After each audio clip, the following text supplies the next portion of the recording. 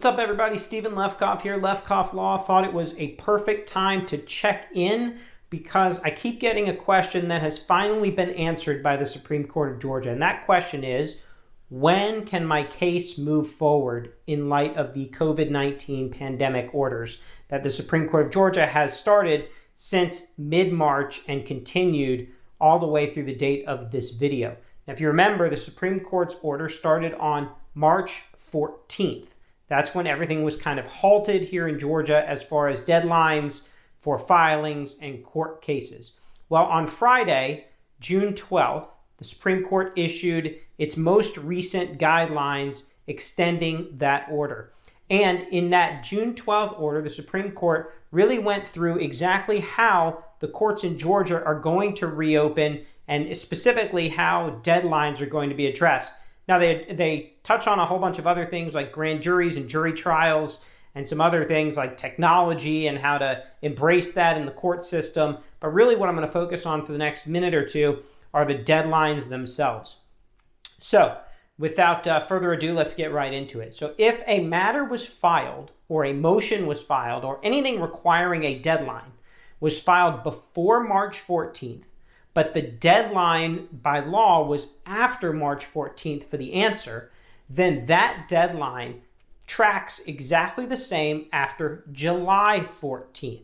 So the newest order goes until July 14th. Let me explain what that means because that may not make any sense to you. If a lawsuit was filed and served, this is just an example, if a lawsuit was filed and served on a party on, say, March 10th, well, then the answer would be due 30 days after that.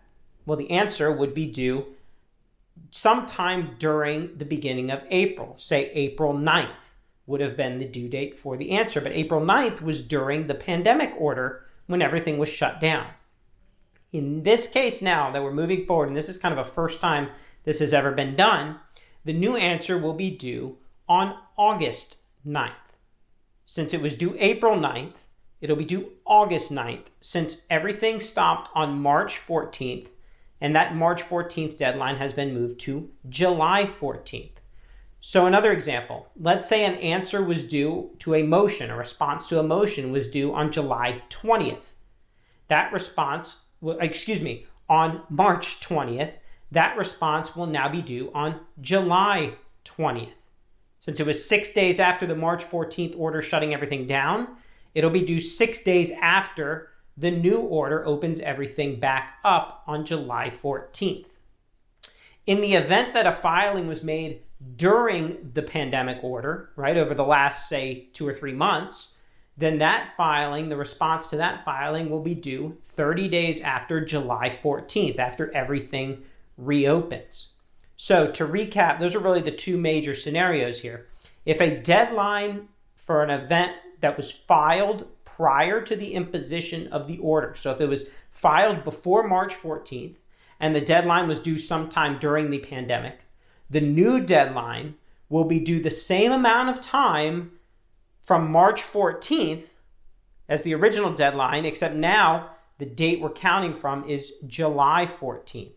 So if you had 10 days to file a response as of March 14th, you would have 10 days to file the response as of July 14th. If the motion or lawsuit or some other pleading was filed that required an answer and that filing was done, now the answer would of course then be due during the pandemic, but if the filing was made during the pandemic, then the answer is now due 30 days or however many days the law would require a response from July 14th. That's when these new dates begin. So I expect now that the courts will start opening up. The deadlines will be followed. We now have some guidance on that. Feel free to reach out if that doesn't make any sense or if you need some clarification or if you have any questions about a particular deadline in a particular case. I am happy to help out and walk through those deadlines, but that's where we are now. I look forward to the courts reopening, to cases continuing, to these deadlines moving forward, and to us getting as close back to normal as we can here in Georgia, at least with the court systems. It's still going to be crazy. It's still going to be different. We're hopefully going to be utilizing technology a lot more. These Zoom hearings and Zoom depositions and things like that have been going really, really well, I think, in most cases. And I do hope they continue. They're more efficient for the lawyers, for the court, and of course for the clients.